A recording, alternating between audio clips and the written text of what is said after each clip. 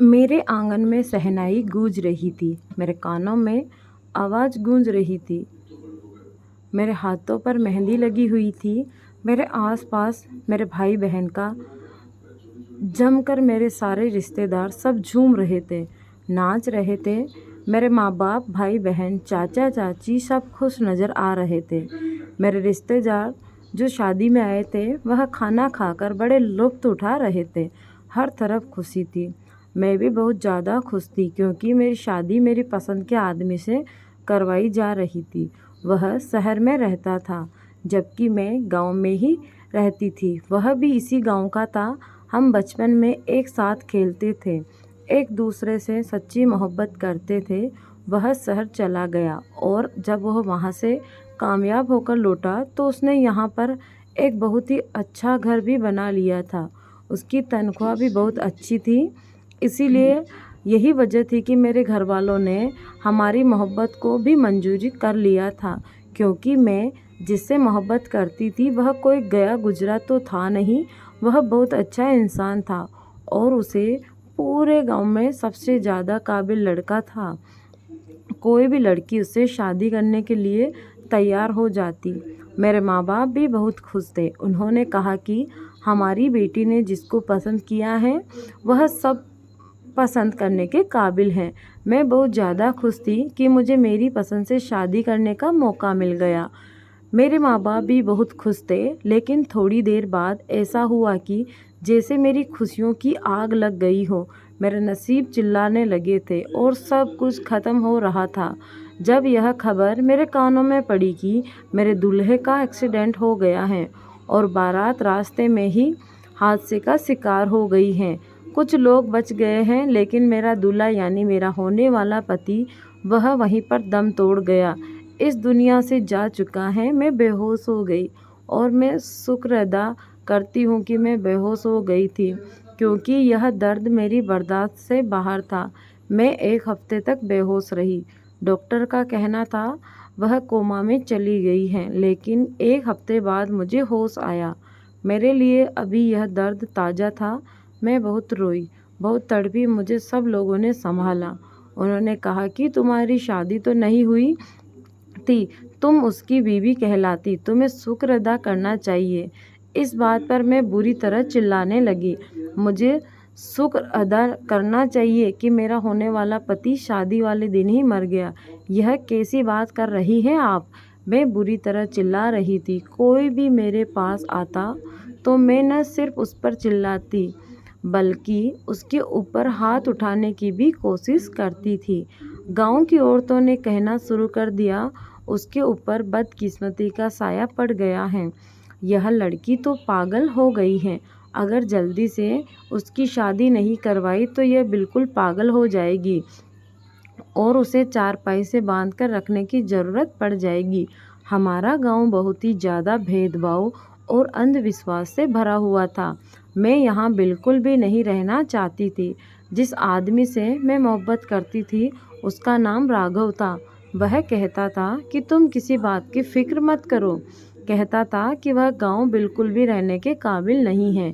यहाँ पर लोग अच्छे नहीं हैं, लेकिन मैं तुम्हारे लिए घर बनवाऊँगा और तुम मेरे साथ रहोगी। हम कुछ साल बाद यह घर बेच देंगे, क्योंकि मेरी माँ यहाँ नहीं चाहती कि मैं गांव छोड़कर जाऊँ।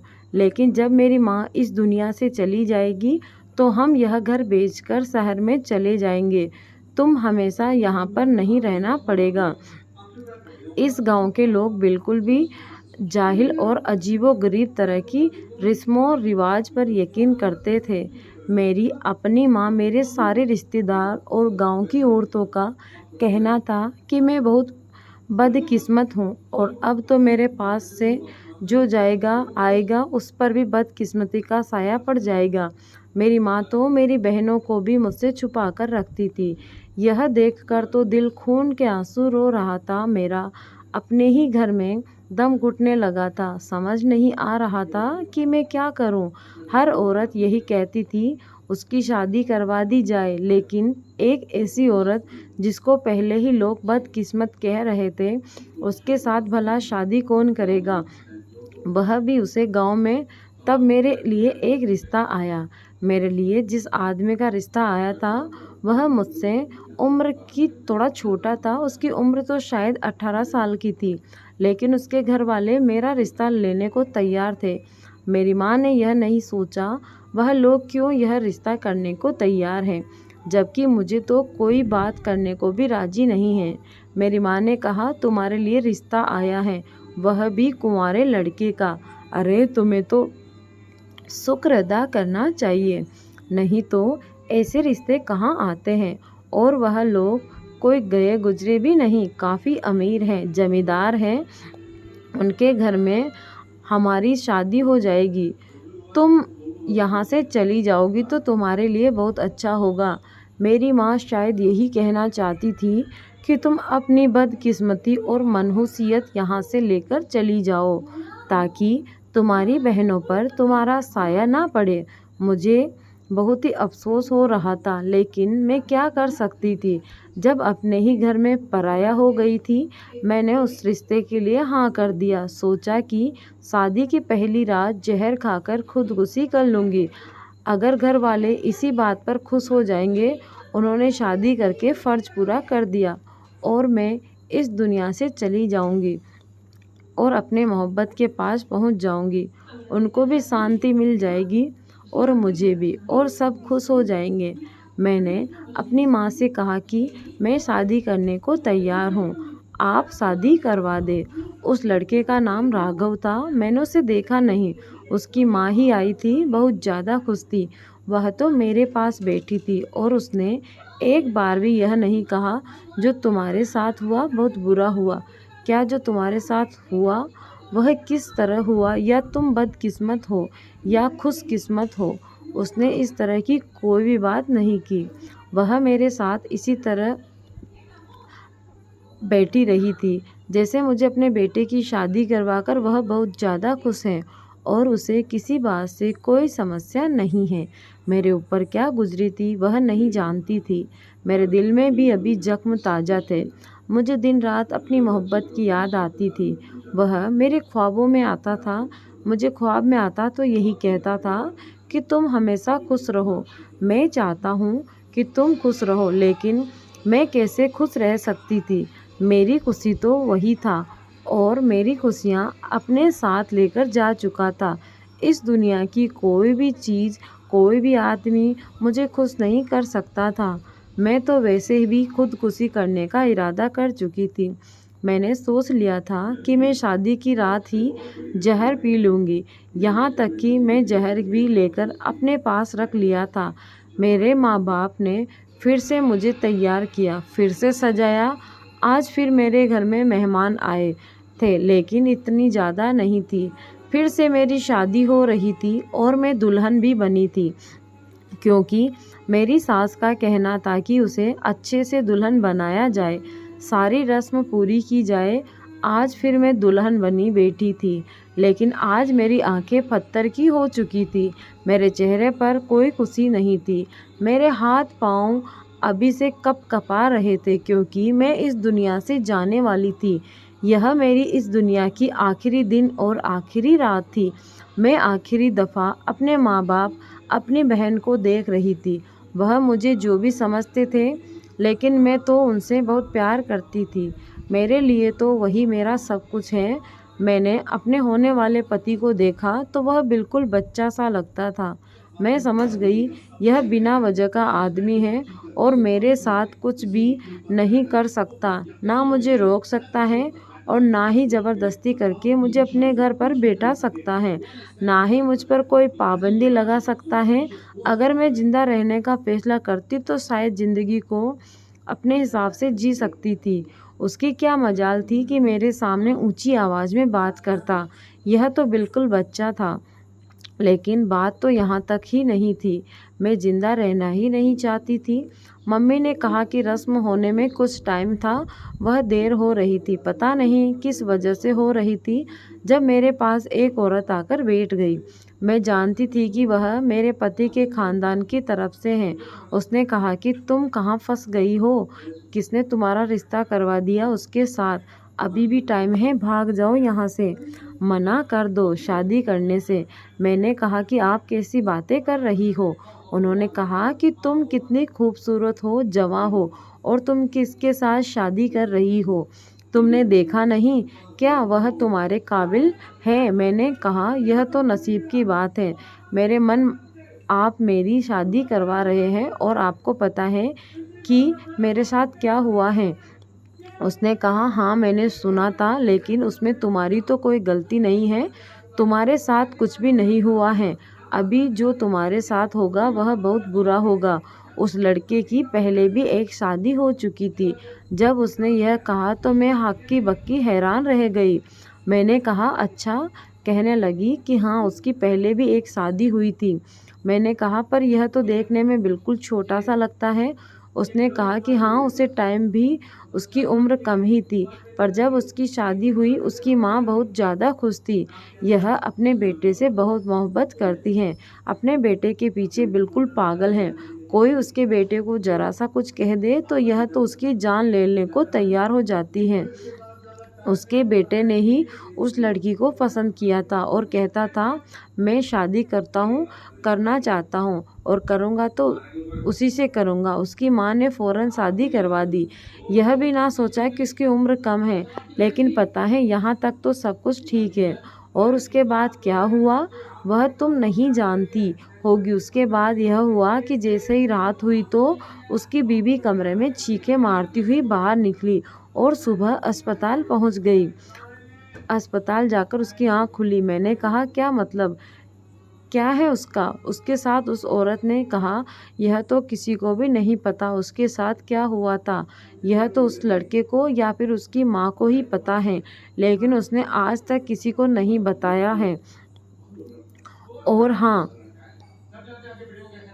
उसके बाद उस लड़की ने उसे लड़के को डिवोर्स ले दिया और वह लड़का डिवोर्स लेने के लिए भी राज़ी नहीं था। कहते थे कि हम तलाक नहीं लेंगे, लेकिन वह लोग भी अच्छे खाते पीते घर के थे, उन्होंने तलाक ले लिया और वह लड़की हमेशा के लिए चली गई। उसके बाद से उसकी 1 साल तक शादी नहीं हुई और अब हमें अचानक ही बताया कि उसकी शादी है। हम लोग तो हैरान थे कि उसने फ़ौरन कौन दोबारा फंस गया है उन लोगों के साथ। मुझे पता है कि मैं यहाँ पर बैठी हूँ, तुम्हारी शादी हो रही है, तुम दुल्हन बनी बैठी हो, तुम यहाँ से उठकर नहीं जा सकती हो। तुम्हारे लिए सब कुछ बहुत मुश्किल। मेरे यकीन करो कि अगर कभी तुमने ये कदम उठा लिया तो तुम बहुत बड़ी मुसीबत से बच जाओगी, नहीं तो तुम्हारे साथ भी वही सब होगा जो उस औरत के साथ हुआ था। वह औरत ठीक कह रही थी, मेरे लिए यहाँ से उठकर भागना बहुत मुश्किल था। मैं नहीं भाग सकती थी और शायद जो वह कह रही थी वह सब भी ठीक था और मैंने साथ ही कुछ बुरा हो सकता था। लेकिन असल बात तो यह थी कि मैं उन सारी बातों के बारे में अब फिक्र करती जब मुझे ज़िंदा ही नहीं रहना था। मैं तो ज़िंदा रहने वाली नहीं थी, मैंने तो खुदकुशी कर लेनी थी, तो फिर मुझे किस बात से क्या फ़र्क पड़ता था। इसीलिए मैंने उससे कहा आप फ़िक्र ना करो, कुछ नहीं होगा। मैं उसे यह तो नहीं कह सकती थी कि आप फ़िक्र नहीं करें, मैं तो वैसे भी मर जाना चाहती हूँ, इसीलिए मुझे कुछ नहीं होगा। मैंने कहा कि मैं सब कुछ संभाल लूँगी। उसने कहा कि तुम समझ नहीं रही हो, यह सब कुछ इतना आसान नहीं है। वह मेरे लिए बहुत फ़िक्रमंद लग रही थी। ऐसी कोई किसी गैर के लिए तभी फ़िक्रमंद होता है जब बात ज़रूरत से ज़्यादा बड़ी होती है, लेकिन उससे ज़्यादा बात करने का मौका ना मिला और मेरी सास थी नई वाली, वो आकर बैठ गई और कहने लगी क्या बातें कर रही हो मेरी बहू से? तो उसने कहा उसकी तारीफ़ कर रही थी, जितनी खूबसूरत बच्ची है। मेरी सास ने कहा हाँ बहुत ज़्यादा खूबसूरत है, बहू तो हो किसी की भी नहीं है। तुमने अपनी बहू की शक्ल देखी है? एक बच्चा पैदा नहीं किया तुम्हारे बेटे की बीवी ने, बीवी कम और ज़्यादा लगती हैं। इस बात पर मेरी सास पूरी तरह हंसने लगी और मुझे भी अंदाज़ा हो गया कि मेरी सास किस तरह की औरत है। थोड़ी देर के बाद शादी की रस्म हो गई और अब बाकी की रस्में हो रही थी। मेरे पति को बिल्कुल मेरे सामने बिठाया गया था, वह मुझे अभी सही नज़रों से देख रहा था। उसकी नज़र बहुत ज़्यादा अजीब थी। मैं नज़रें झुकाकर बैठी थी। थोड़ी देर बाद उसने अपनी माँ को बुलाया और उनके कान में कोई बात कही। उसकी माँ ने हाँ में सिर हिलाया कि ऐसा नहीं हो सकता, लेकिन वह जिद करने लगा। थोड़ी देर बाद मेरी माँ के पास मेरी सास खड़ी थी। वह भी आपस में कोई बात कर रही थी। मेरी माँ ने कहा, देखो, हमारी बेटी के साथ पहले एक हादसा हो चुका है और अभी इस तरह का काम होगा तो लोग उल्टी सीधी बातें करेंगे। और मेरी सास का कहना था कि आपकी बेटी के साथ जो हादसा हुआ वह बीत गया है। हमने तो अपने अरमान पूरे करने हैं ना, तो आप हमारे साथ तो ऐसा नहीं करेंगे। फिर उन्होंने कहा कि मैंने हाँ सिर हिलाया। मेरी माँ ने मुझे आकर बताया कि तुम्हारे पति की फरमाइश है कि उसे तुम्हारे साथ फ़ोटो शूट करवाना है। जाने के ब्राइडल फ़ोटो है। मैं मूड में बिल्कुल भी नहीं थी। मुझे बिल्कुल भी यह सब पसंद नहीं था। मैं तो अपनी मर्ज़ी से शादी कर भी नहीं रही थी। तब भी मैंने कहा था कि ऐसा कुछ नहीं होगा। बुरा लगता है अपने पति के अजीबो-गरीबों की तरह के पोज़ बनाकर तस्वीर बनवाए और सारे रिश्तेदार आपको देख रहे हो, और अगर नहीं भी देख रहे हो तो बाद में यह तस्वीरें सारा ख़ानदान देखता है। लेकिन मेरी सास ने तो जैसे कह दिया कि हमने तो यह सब करना ही है। मेरे बेटे की पहली शादी है। अगर मैं वहाँ पर बोल देती कि आपके बेटे की पहली शादी नहीं है तो उसकी क्या इज्जत रह जाती, लेकिन मुझे उन सब से क्या लेना देना था। आज मेरी ज़िंदगी का आखिरी दिन था। मैंने सोच लिया कि ठीक है, जो होता है वह हो जाए। थोड़ी देर बाद हमें फ़ोटो शूट करवाने के लिए एक कमरे में ले गए, जहाँ पर लाइट का इंतज़ाम किया गया था। मेरे ख़ानदान वाले तो बातें कर रहे थे कि उसकी दूसरी शादी है और उसको 100 चढ़े हुए हैं। इस तरह के फ़ोटो शूट करवाने के लिए चली गई है। कैमरामैन भी अजीबोगरीब तरह के पोज बता रहे थे। कभी कहता था कंधे पर हाथ रखो, तो कभी कहता अपने पति की आंखों में देखो। मेरे पति के चेहरे पर बहुत खुशी और मुस्कुराहट थी, जबकि मेरे चेहरे पर मुस्कुराहट नहीं थी। मुझे बार बार कैमरामैन कह रहा था कि थोड़ा हंस दो, थोड़ा मुस्कुरा दो। यहाँ तक कि मेरे पति ने भी मुझसे कहा कि आप हंसने में इतनी कंजूसी क्यों कर रही हैं। सास ने मुझे 2-4 बातें की जो मुझे सुनाई नहीं दी। मेरे कान भी बंद हो गए थे। शायद वह यही कह रही थी कि मेरे बेटे का बहुत ख्याल रखना, उसको खुश रखना। मेरा बहुत लाडला है, मैं उसको बहुत मोहब्बत करती हूँ। उसकी आंखों में आंसू नहीं देख सकती थी। बस वह बोल बोल कर वहीं से चली गई। उसके बाद थोड़ी देर में मैं अकेली बैठी थी। मैंने कहा, यही मौका है, मुझे मौत को गले लगा लेना चाहिए। लेकिन जैसे ही मैं जहर पीने लगी, मेरा पति कमरे में आ गया। अभी नहीं पिया। मुझे ऐसा लगा जैसे मुझे उसने देख लिया है, लेकिन फिर मुझे इस बात का भी यकीन था शायद उसने नहीं देखा, क्योंकि मैं उसके आने से पहले ही जहर की बोतल छुपा ली थी। पर उसने कमरे में आते ही कुछ ऐसा किया कि मैं हैरान रह गई। उसने ना मुझसे बात की, ना ही सलाम, ना दुआ, बल्कि मेरी बाजू को मजबूती से पकड़कर मेरी मुट्ठी में दबी हुई जहर की बोतल को पकड़कर ज़मीन पर तोड़ दिया। उसने कहा कि मरना चाहती हो, लगता है पुराने पति की मौत का हादसा दिल में लिए बैठी हो, इसीलिए मरना चाहती हो। फिर मुझसे शादी करने की क्या ज़रूरत थी? मैं उसे हैरान होकर देख रही थी। मुझे ऐसा लगा यह मेरा कुछ नहीं बिगाड़ सकता, लेकिन अब ऐसा लग रहा था जैसे मेरा सब कुछ बिगड़ेगा। उसने कहा कि खबरदार, जो ख्याल भी तुम्हारे दिल में आया, तुम यहाँ पर जिंदा रहोगी मेरे साथ। मुझे भी गुस्सा आ गया और मैंने कहा कि तुम्हारी माँ ने और तुमने बहुत झूठ बोले हैं। मुझे ऐसा लगता है जैसे बस सच में वह कुछ ऐसा ही कर गुजरेगी। मेरी रूह कांप गई थी, मैं डर गई थी। उसने कहा कि आइंदा खुदकुशी का ख्याल भी अपने दिल में से निकाल देना। मैं तुम्हें इसलिए नहीं लेकर आया था कि तुम मौत को गले लगाकर इस दुनिया से चली जाओ। इतना कहकर वह बाथरूम में चला गया। मैं एक झटके से अपने आंसुओं को आज़ाद किया और रोना शुरू कर दिया। मेरे साथ क्या हो रहा था, इसका मतलब कि किस्मत मुझे निजात नहीं देना चाहती थी। वह चाहती थी कि मैं जिंदा रहूं और दुख सहती रहूं। तभी तो अभी तक मेरी मोहब्बत की याद से ही निकल नहीं पाई थी। और अब एक ऐसा आदमी मेरी ज़िंदगी में आ गया था जो न जाने मेरे साथ क्या करने वाला था। मैं बुरी तरह से रो रही थी। मेरे चेहरे पर आंसू रखे हुए थे।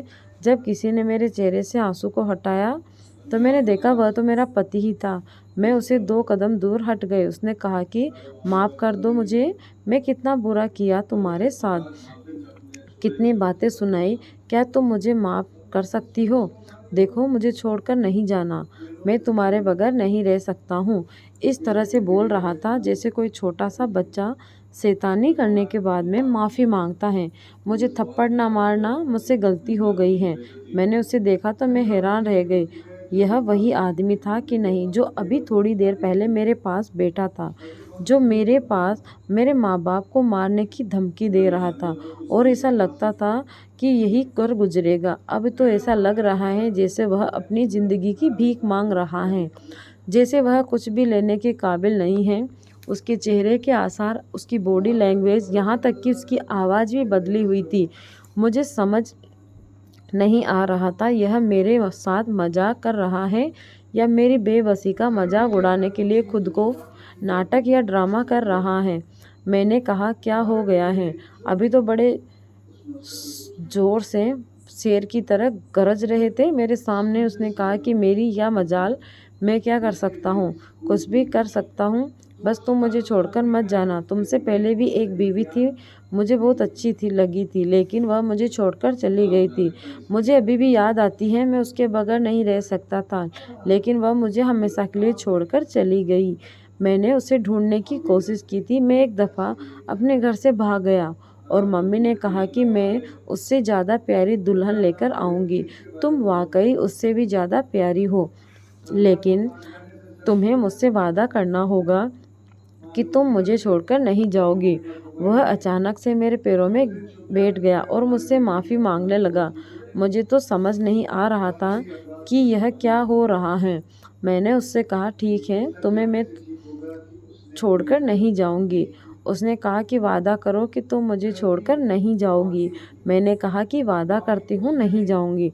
लेकिन अचानक से उसने चेहरे की हसरत फिर से बदल गई और उसने कहा कि तुम्हारा वादा भी झूठा और तुम सब झूठ बोलती हो। और उसने बेड के साइड पर रखा एक गमला उठाकर मेरे सर पर दे मारा। सुबह मेरी आंख खुली तो मैं अस्पताल में थी। मेरे आसपास मेरे माँ बाप भी थे और मैंने पति की माँ भी थी। उन्होंने मुझसे पूछा कि क्या हुआ था। कुछ पल तो मुझसे खुद को संभाला में लगी। उसके बाद मैंने सब कुछ बता दिया। मेरे माँ बाप मेरी सांसों की तरफ देख रहे थे, कुछ पूछ रहे थे कि ये सब क्या है, आपके बेटे ने हमारी बेटी के साथ ऐसा क्यों किया। मेरी सास ने सर झुका लिया था और उसने कहा कि मुझे माफ़ कर दो, जो कुछ भी हुआ बहुत बुरा हुआ, ऐसा नहीं होना चाहिए था। मैं आपसे माफ़ी मांगती हूँ। भगवान का शुक्र है कि आपकी बेटी ठीक है। मेरे पापा ने कहा अभी ठीक है, उस बात की क्या गारंटी, वह दोबारा उसके साथ ऐसा नहीं करेगा। आपका बेटा पागल है। जिस तरह की बात हमारी बेटी बता रही है उससे तो यही साबित होता है कि आपका बेटा दिमागी मरीज़ है। उसने कहा कि हाँ ऐसा ही है। यहाँ तक कि मुझे डॉक्टर ने यह भी कहा था कि इसको अस्पताल में दाखिल करवा दो, यानी कि पागल खाने में। लेकिन मैंने अपने इकलौते बेटे को कैसे अस्पताल में दाखिल करवा सकती थी, इसीलिए मैंने उसे अपने साथ रख लिया।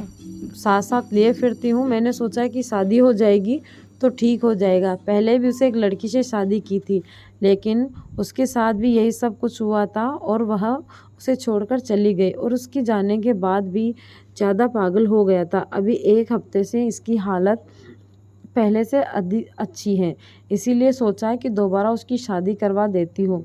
मैंने कोई भी रिश्ता देने को तैयार नहीं था, लेकिन आपकी बेटी बदकिस्मत साबित हो चुकी थी, इसीलिए मैंने आपकी बेटी का रिश्ता मांग लिया। मुझे माफ़ कर दो, मैं खुद गर्ज हो गई थी। मुझे यह सब नहीं करना चाहिए था। इसीलिए अभी भी डॉक्टर कहते हैं कि अगर उसे प्यार मोहब्बत दी जाए तो यह ठीक हो जाएगा। मेरे माँ बाप चुप हो गए और मुझे उन्होंने पूछा क्या तुम इस आदमी के साथ रहना चाहती हो? क्या तुम इस बात पर यकीन करना चाहती हो कि यह एक दिन ठीक हो जाएगा? मेरे दिल में तो पहले ही किसी और की मोहब्बत थी। मैं खुद ही बिखरी हुई थी। मैं किसी को क्या संभाल सकती थी। मैंने कहा कि नहीं, उस आदमी के साथ नहीं रहना चाहती। मेरी ज़िंदगी में एक तूफ़ान के बाद दूसरा तूफ़ान आ गया और अब तो वाकई सब कोई यकीन ही नहीं हो रहा था कि मैं बदकिस्मत हूँ। मैंने अपने मम्मी पापा से एक बात की इजाज़त मांगी। मैंने कहा कि बस आप मुझे मेरे हाल पर छोड़ दीजिए, मुझे शहर जाने दें। मैं अपनी ज़िंदगी के साथ खुद ही कुछ कर लूँगी, आप लोगों को परेशान नहीं करूँगी।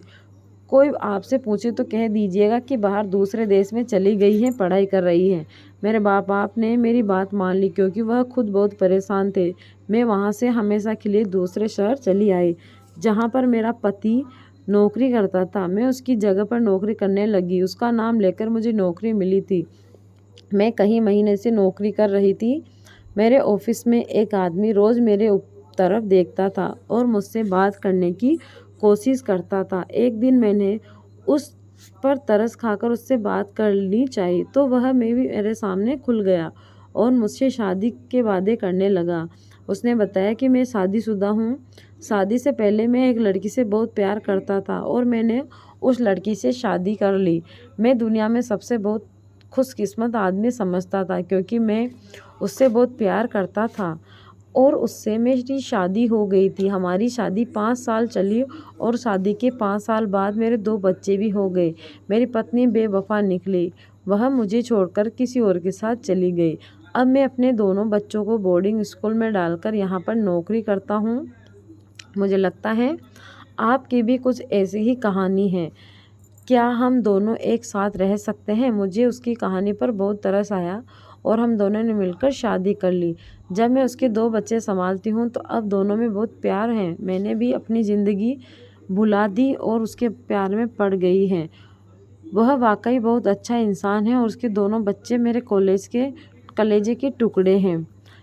वह अब मेरा पति कहता है कि हम दोनों का एक बच्चा और होना चाहिए, पर मुझे बच्चा नहीं चाहिए क्योंकि मेरे पास बेटा और बेटी दोनों हैं। मैं उन दोनों बच्चों से ही खुश हूँ। आप लोग बताइए कि आप लोगों की क्या राय है? क्या मुझे एक और बच्चा करना चाहिए या नहीं? दोस्तों, यह थी आज की कहानी। अगर आपको पसंद आई है तो लाइक करें। चैनल पर नए हैं तो चैनल को शेयर सब्सक्राइब करना ना भूलें दोस्तों। हर आने वाली वीडियो का नोटिफिकेशन आप तक पहुंचता रहे।